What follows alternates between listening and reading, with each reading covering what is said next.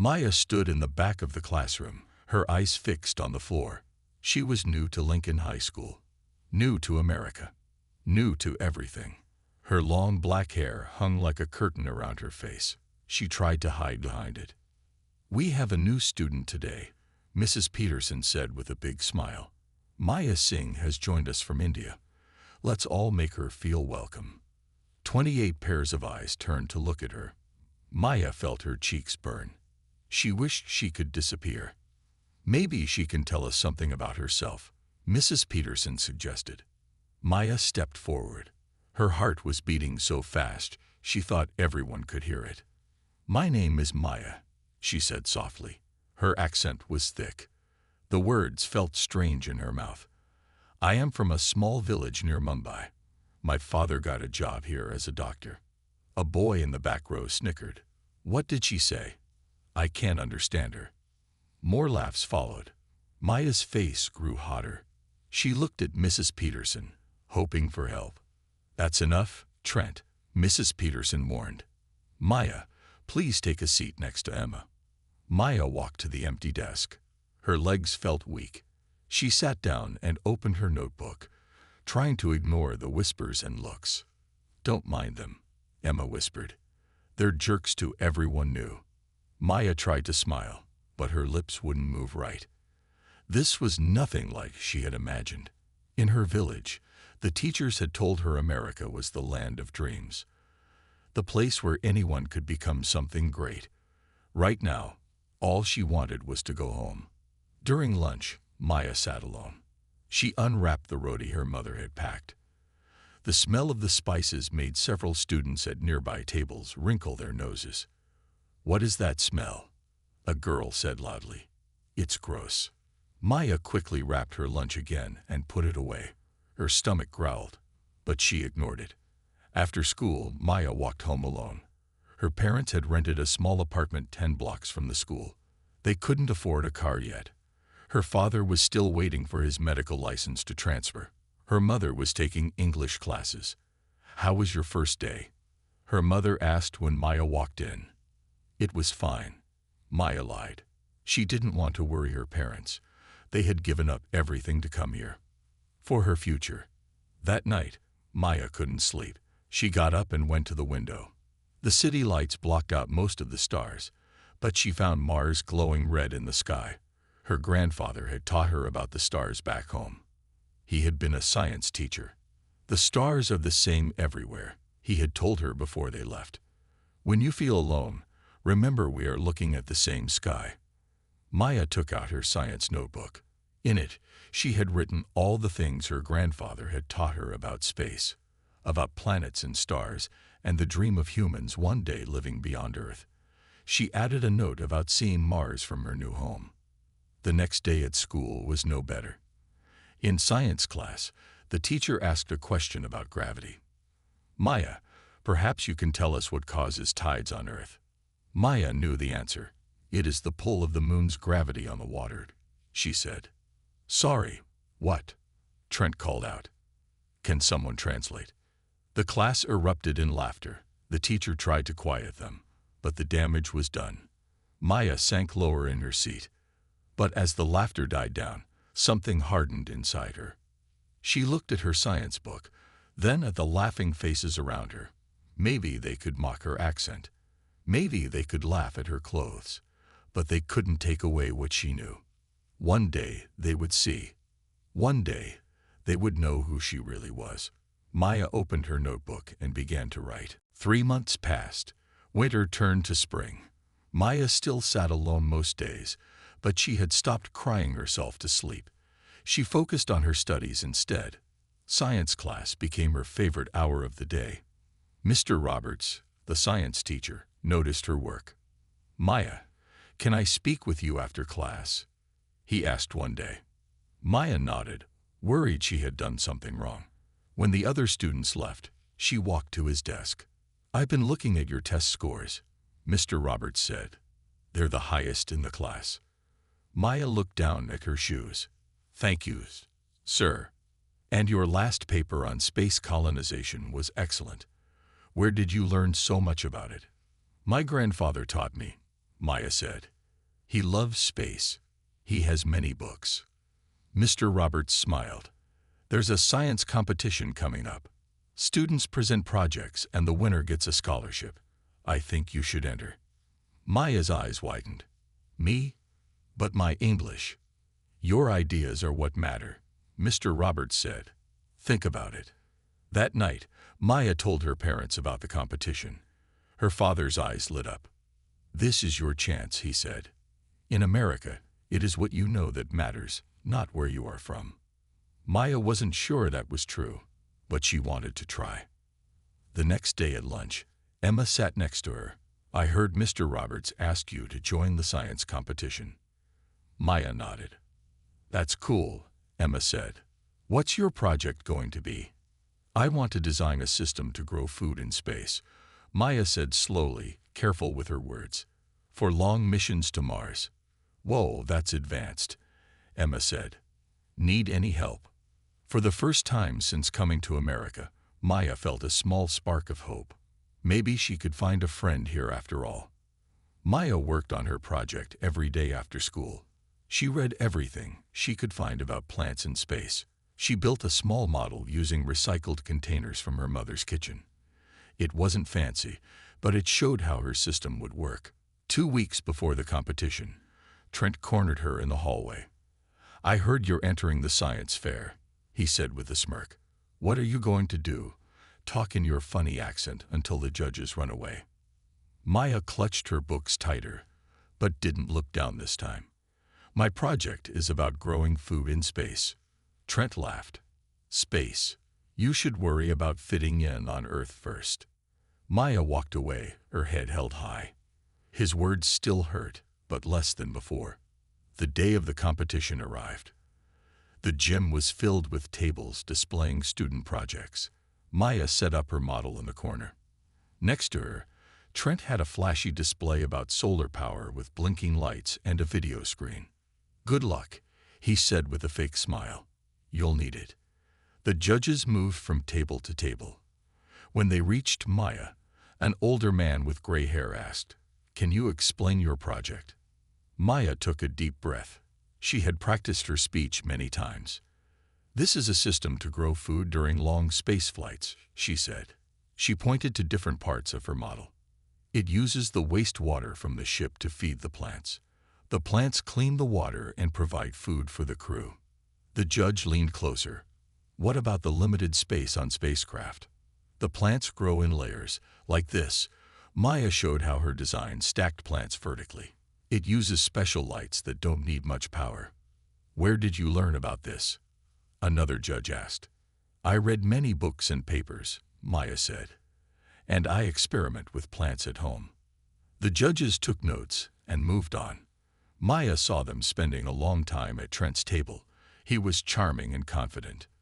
When it was time for the winners to be announced, Maya stood quietly with Emma. The third place goes to Jason Lee for his earthquake prediction model, the head judge said. People clapped. Second place goes to Trent Anderson for his solar power display. Trent smiled and walked up to get his certificate. He looked very sure he would win first place too. And first place, with a project showing remarkable understanding of space agriculture, goes to Maya Singh. Maya couldn't move. She must have heard wrong. Go up there. Emma pushed her gently. In a daze, Maya walked to the front.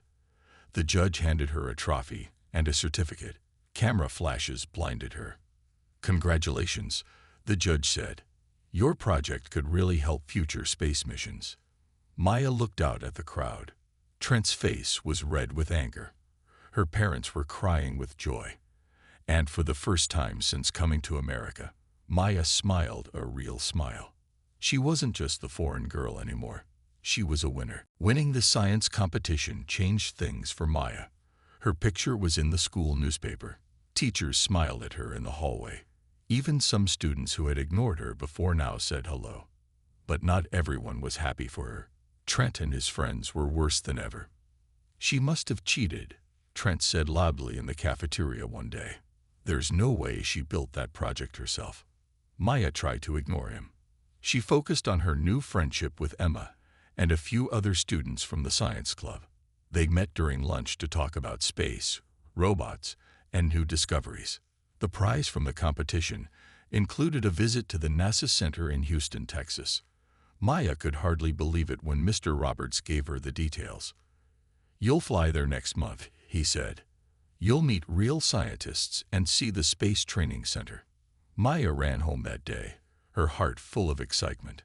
Her parents hugged her and called her grandfather in India to share the news. "I always knew you were special," her grandfather said on the phone. "Now others can see it too." The month passed slowly. Maya prepared for the trip by reading everything she could find about NASA. She made a list of questions she wanted to ask. Finally, the day arrived. Maya and Mr. Roberts flew to Houston. It was Maya's first time on a plane since coming to America. She looked out the window as they flew over cities and farms. At the NASA Center, a woman named Dr. Martinez met them. She wore a blue uniform with the NASA logo. "Welcome to Johnson Space Center," she said. "We're excited to meet the young scientist who designed such an interesting space farming system." Maya felt her face grow warm at the praise. "Thank you for having me." Dr. Martinez showed them around the center. Maya saw the control room where people talk to astronauts in space. She saw models of spaceships and space stations. But the most amazing part was the lab where scientists were testing plants for space missions. "This is similar to your project," Dr. Martinez said, showing Maya plants growing under special lights. "We're trying to find the best ways to grow food in space." Maya could hardly believe it. The scientists were working on the same problems she had thought about in her bedroom. "Would you like to tell us about your ideas?" Dr. Martinez asked. Maya took a deep breath. This was different from the school competition. These were real scientists. But she remembered her grandfather's words and began to explain her system. The scientists listened carefully. They asked questions. One of them took notes. "You've thought of something we missed," a scientist named Dr. Chen said. "Your water recycling design is very clever. Have you considered studying aerospace engineering in college?" Dr. Martinez asked. Maya shook her head. "I don't know if I can go to college. It's very expensive." "There are scholarships for bright students like you," Dr. Martinez said. She handed Maya a card. "Stay in touch. NASA needs minds like yours." On the flight home, Maya couldn't stop smiling. Mr. Roberts looked at her with pride. "What did I tell you?" he said. "Your ideas are what matter." When Maya returned to school, she spoke at a special assembly about her trip. She stood on the stage, still nervous but stronger now. She told everyone about the NASA Center and how the scientists had liked her ideas. Trent sat in the back row, arms crossed. But many other students watched with real interest. Some asked questions after her talk. As Maya walked to her next class, Emma caught up with her. "You're like a different person," Emma said. "You hardly ever look at the floor anymore." Maya smiled. It was true. She had started to feel different. Not completely confident yet, but no longer ashamed. That afternoon, she found a note in her locker. It was from a 9th grade girl she didn't know. "Your speech was amazing," the note said. "I want to be a scientist too. Can you help me?" Maya clutched the note to her chest. From joke to role model. It was a start. Time moved quickly after Maya's NASA visit. Before she knew it, senior year arrived. Maya was no longer the shy girl who hid behind her hair. She led the science club now. She helped younger students with their projects. Her English had improved, though her accent remained. One morning, the school principal called Maya to his office. "You've received a letter," he said, handing her an envelope with an official-looking seal. "It's from MIT." Maya's hands shook as she opened it. MIT was one of the best science schools in America. Dr. Martinez from NASA had encouraged her to apply for their aerospace engineering program. "We are pleased to offer you admission," the letter began. Maya read further. Full scholarship. She couldn't believe it. Her parents wouldn't have to pay for her college. All their sacrifices were paying off. That night, Her parents invited neighbors and friends to celebrate. Maya's father made a speech in their small living room. "When we came to this country, we had nothing but hope," he said, his voice breaking. "Now our daughter goes to MIT. This is the American dream." Maya thought about her first days in America, how hard they had been. The path hadn't been straight or easy, but she had kept going. The last months of high school passed in a blur. Maya studied hard for final exams. She wanted to finish strong. On graduation day, Maya wore the special honor cords she had earned for her grades. As she walked across the stage to get her diploma, she heard loud cheers. Her parents were standing, clapping and crying. Emma and the science club members whistled. Even Trent, who had given her such a hard time, gave her a small nod. He was going to a state college on a sports scholarship. "Congratulations, Maya," the principal said as he handed her the diploma. "We expect great things from you." Summer came. Maya worked at the local library to save money for college. She read everything she could find about aerospace engineering. At night, she looked at the stars and dreamed of helping humans travel among them. In August, Maya packed her bags for MIT. Her mother cried as they drove her to the airport. "Call us every day," her mother said. "Every week," her father corrected with a smile. "She will be busy becoming a great scientist." Maya hugged them both. "I wouldn't be here without you," she said. "Thank you for believing in me." The MIT campus was huge and beautiful. Maya felt small again as she looked at the old buildings. Students rushed around her, talking about complex ideas. Many seemed so confident, so sure of themselves. Her roommate was a girl named Zoe from California.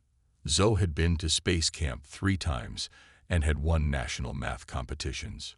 "You're the one who designed that space farming system, right?" Zoe asked as they set up their room. "Dr. Chen mentioned your work in his welcome email to the aerospace program." Maya was surprised. "Dr. Chen, from NASA. He's teaching here this year," Zoe explained.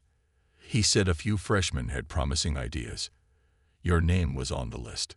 On the first day of classes, Maya found herself in a large lecture hall. The professor walked in, and Maya recognized him immediately. It was Dr. Chen. "Welcome to Introduction to Aerospace Engineering," he said. "Some of you are here because you love planes. Some because you love rockets. All of you are here because you have the potential to push the boundaries of human exploration." His eyes found Maya in the crowd. He gave her a small nod. After class, he called her to the front. "I was hoping you would come to MIT," he said. "I have a research project I'd like you to join." "Me? But I'm just a freshman," Maya said. Dr. Chen smiled. "Sometimes the freshest perspectives lead to the biggest breakthroughs. The project is about sustaining human life on long space missions. Sound familiar?" Maya couldn't help but smile. Her childhood dreams were becoming real possibilities. That night, she called her parents and grandfather to share the news. As she talked, she looked out her dorm window at the sky above MIT. The same stars she had watched as a child in India. The same stars that had given her comfort on her first lonely nights in America. But now, they didn't just look like distant lights. They looked like destinations. College life was harder than Maya expected. Classes moved quickly. Professors spoke fast. Other students seemed to know things Maya had never learned. For the first time since high school, she wondered if she belonged. "Don't worry," Zoe told her. "Everyone feels lost at first." Maya worked harder than ever. She woke up early to study before classes. She stayed late in the labs. Slowly, the strange words and complex ideas began to make sense. Dr. Chen's research project became her favorite part of school. They were designing new systems to recycle air and water in space. Maya worked with a small team of students and scientists. "Your ideas are original," Dr. Chen told her after she suggested a new way to filter water. "You see solutions others miss." By the end of her first year, Maya had the highest grades in her class. Other students began to ask for her help. Professors knew her name. The shy girl who once couldn't speak without being laughed at was now someone people listened to. One day during her second year, Maya saw a notice on the campus bulletin board.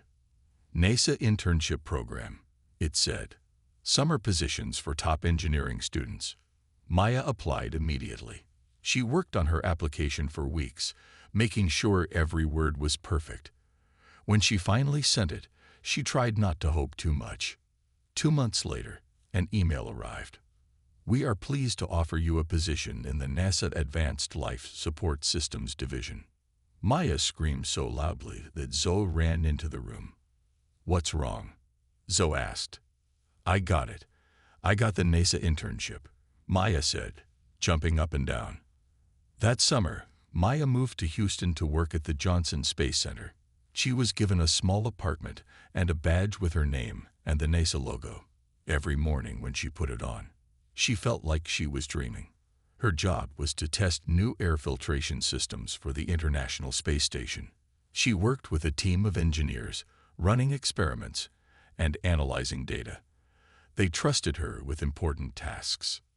You have good hands, her supervisor said after Maya fixed a broken test chamber.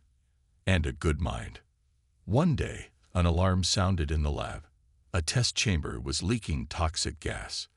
People ran for the exits. Maya saw that the emergency shutdown wasn't working. If the gas reached the main ventilation system, the whole building would need to be evacuated. Without thinking, Maya ran to the manual override. She held her breath as she turned the heavy valve. The hissing sound stopped. The alarm went quiet. That was brave, her supervisor said later. And quick thinking. You may have saved us from a major incident. News of Maya's actions spread through the center. Senior officials heard about the young intern who had prevented a dangerous situation. They asked to meet her. Among them was the director of the Mars Mission Planning Division. We need people who can think quickly in emergencies, the director said. Space is dangerous. Things go wrong. We need people who can solve problems. Maya nodded. I understand, sir. When you finish your degree, come talk to us, he said. We might have a place for you. That night, Maya called her parents. They want me to work on the Mars missions, she said, still amazed. Of course they do, her father replied. You are meant for great things. When the summer ended, Maya returned to MIT with new purpose. The Mars missions were still in the planning stages. They wouldn't happen for years. But now she had a goal. In her classes, she paid special attention to anything related to Mars. Its thin atmosphere, its dusty surface, the radiation problems, the challenges of getting there and staying alive. You're obsessed, Zoe teased her. Maya smiled. Maybe I am. But imagine it, Zoe. Humans on Mars. And I could help make it happen. At night, she looked out her window at the red planet shining in the sky. Once it had seemed as far away as her dreams. Now both were coming closer. The years at MIT passed quickly. Maya worked on Dr. Chen's team throughout college. She published research papers. She won awards. By her senior year, she was helping to teach younger students. Graduation day came on a sunny May morning. Maya's parents, now American citizens, watched proudly as she received her degree in aerospace engineering. Her grandfather had flown all the way from India to see her. I always knew, he whispered as he hugged her. From when you were small, looking at the stars. After the ceremony, a man in a dark suit approached Maya. Ms. Singh, I'm Robert Williams from NASA. We spoke during your internship. Maya remembered him from the Mars Mission Planning Division. You said to come see you when I finished my degree, Maya said. Mr. Williams smiled. The offer still stands. We're building the team now for the first Mars mission. It's still 10 years away, but we need to start the work now. 2 weeks later, Maya moved to Houston. She had a small apartment near the Johnson Space Center. Her first day at work, she could hardly believe she had her own office with a nameplate. Maya Singh, Life Support Systems Engineer. The Mars team was small but growing.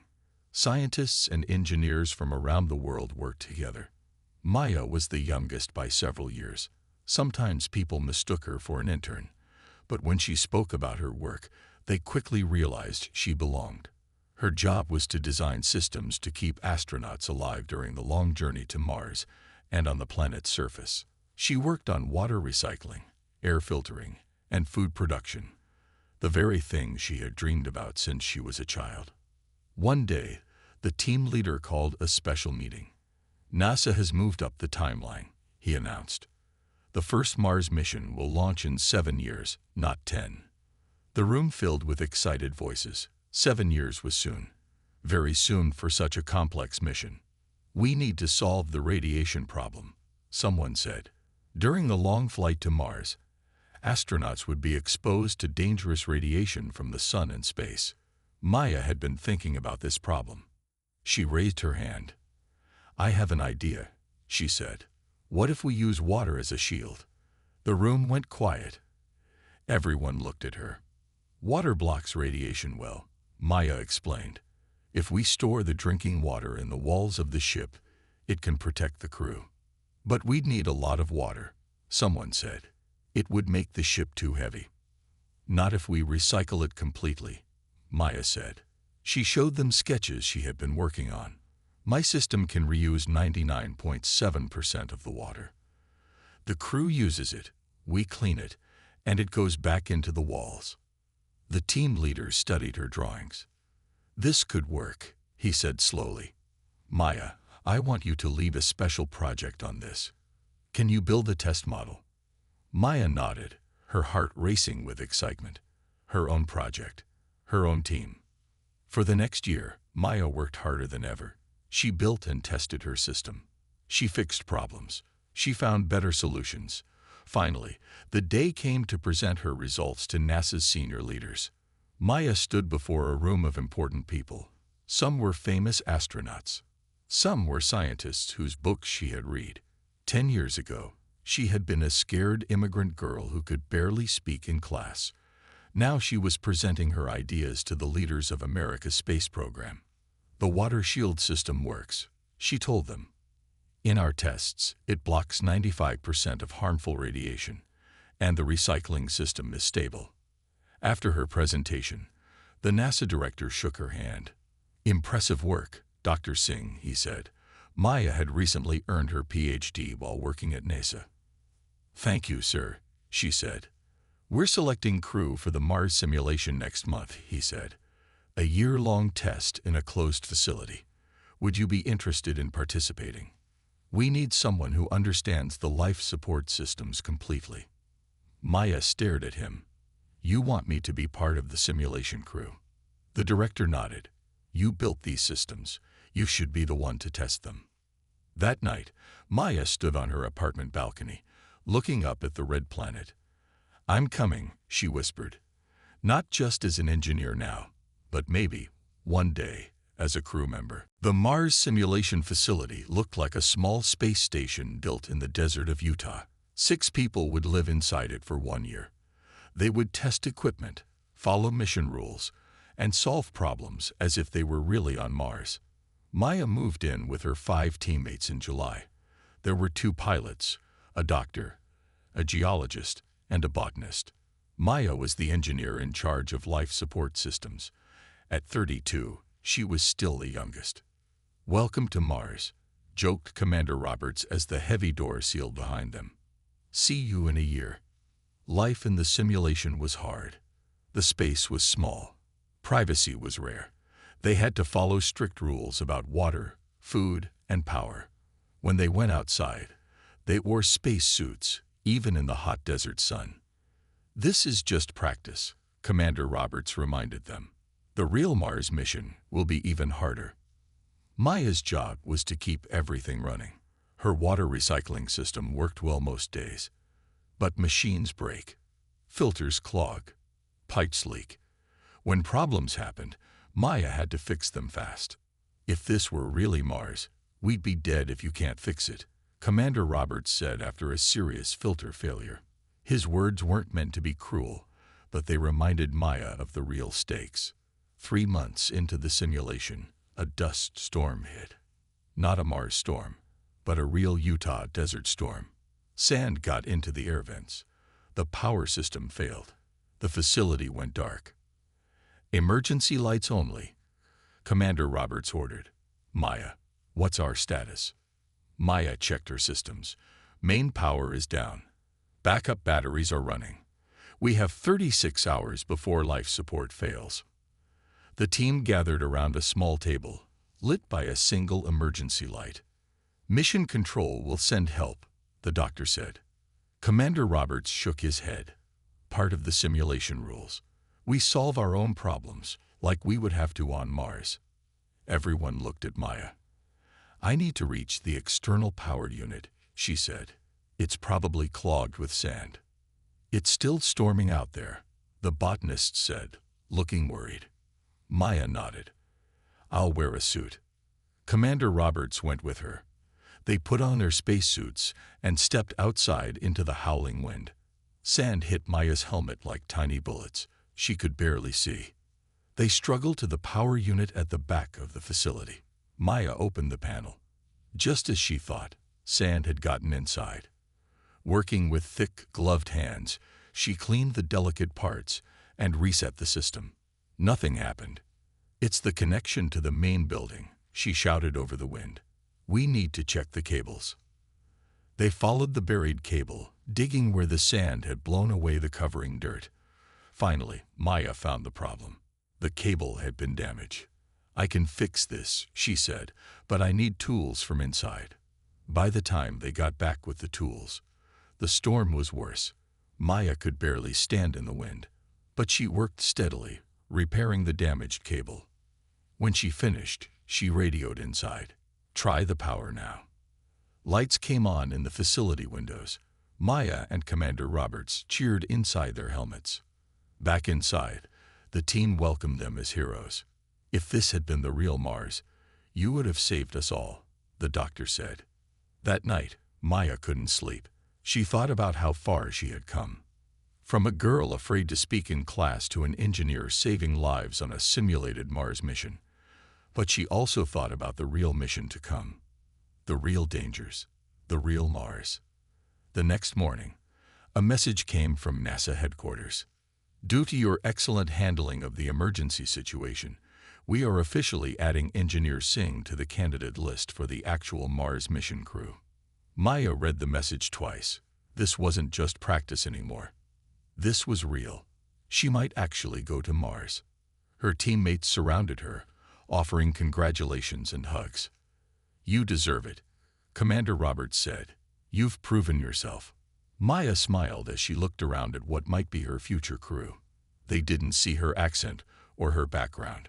They saw her skills, her courage, her solutions. Later, she wrote in her journal, "Mars is getting closer every day." The year in the Mars simulation ended successfully. Maya and her team returned to normal life. But things had changed. News shows wanted to interview them. Schools asked them to speak. They were becoming famous as the possible first humans to go to Mars. The real training began 6 months later. Out of the simulation team, 3 were selected for the final Mars training program. Commander Roberts, Dr. Wilson the geologist, and Maya. They joined 3 other astronauts to form the full crew. The training was harder than anything Maya had done before. They practiced in underwater tanks to feel what working in space might be like. They flew in planes that went up and down quickly to create the feeling of no gravity. They studied Mars maps until they knew every hill and valley. The hardest part was the centrifuge. It was a machine that spun around very fast to copy the feeling of a rocket launch. The pressure made it hard to breathe or move. The first time Maya tried it, she nearly passed out. Again, she told the trainer when she finished, "I need to do better." By her 5th try, she could handle the pressure as well as anyone on the team. One day, a year before the planned launch, Maya was called to the director's office. "We have a problem," he said. "The Russians want to send their own mission to Mars. They say they'll launch in 8 months. Maya was shocked. "That's before us. Can they do it?" The director nodded. "They've been working in secret. Now it's a race." The next day, The whole Mars team met. The mood was serious. "We're moving up our launch date," Commander Roberts announced. 6 months from now, not 12. Can we be ready?" Everyone looked nervous. 6 months was not much time. "The ship is almost ready," one engineer said. "But we haven't tested all the systems together." "My life support systems are good to go," Maya said. "We tested them in the simulation." "Then you'll be in charge of final integration," Commander Roberts told her. "Make sure everything works together." The next months were a blur. Maya worked 16-hour days. She checked and rechecked every system. She solved problems no one had thought of before. When parts didn't fit together, she redesigned them. 2 months before launch, the director called an emergency meeting. On the screen was a news report. The Russian rocket had exploded during a test. Their Mars mission was canceled. "We don't need to rush now," someone said. "We can go back to the original schedule." But NASA decided to stick with the new plan. The ship was almost ready. The crew was trained. They would be the first to Mars, and they would do it right. Launch day came on a clear morning in Florida. Thousands of people gathered to watch. Millions more watched on TV and online. Maya's parents and grandfather sat in the VIP section, wearing NASA guest badges. Maya put on her spacesuit with the American flag and NASA logo on the sleeve. Inside the helmet was a small photo of her family and a piece of cloth from her grandfather's old telescope case. The 6 crew members walked out to cheers. Reporters called Maya's name. Children held signs with her picture. The scared girl from India was now an American hero. As they reached the rocket, Maya looked back at the crowd. In the front row of reporters, she spotted a familiar face. It was Trent, her old classmate who had made fun of her accent. He was now a TV reporter. He held a microphone and watched her with wide eyes. Maya smiled slightly and gave a small wave. She wasn't angry anymore. That life seemed very far away. Commander Roberts patted her shoulder. "Ready to make history, Engineer Singh?" Maya nodded. "Ready, Commander." They climbed into the ship that would take them farther than humans had ever gone before. As the door closed, Maya thought about all the people who had told her she couldn't do things. All the times she had been the joke. Now she was heading to Mars, and the whole world was watching. The rocket shook as it rose from Earth. Maya felt the pressure pushing her into her seat. Through a small window, she watched her home planet grow smaller. First, the launch site disappeared.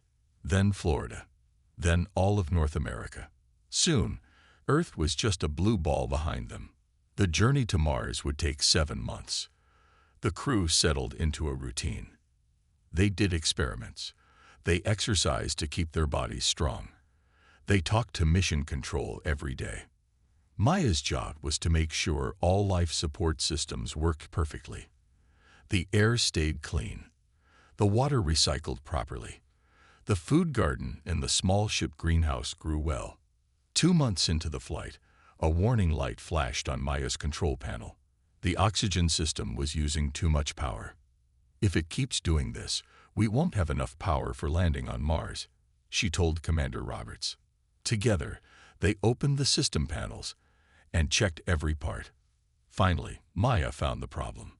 A small valve was stuck halfway open, making the system work too hard. "I can fix it," she said, "but I'll need to shut down the main system for 10 minutes. We'll use the backup oxygen." It was risky, but Commander Roberts trusted her. Maya carefully fixed the valve while the crew waited, breathing backup air.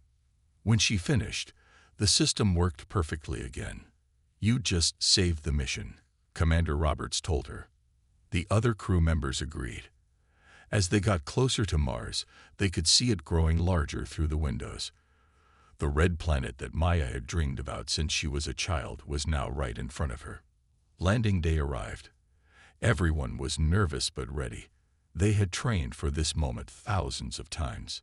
"Final landing checks," Commander Roberts said. One by one, each crew member reported their systems were ready. When it was Maya's turn, she said clearly, "Life support systems green. Ready for landing." The landing module separated from the main ship. 3 crew members stayed in orbit while Maya, Commander Roberts, and Dr. Wilson headed for the surface. The descent was rough. Mars has a thin atmosphere that doesn't slow spacecraft well.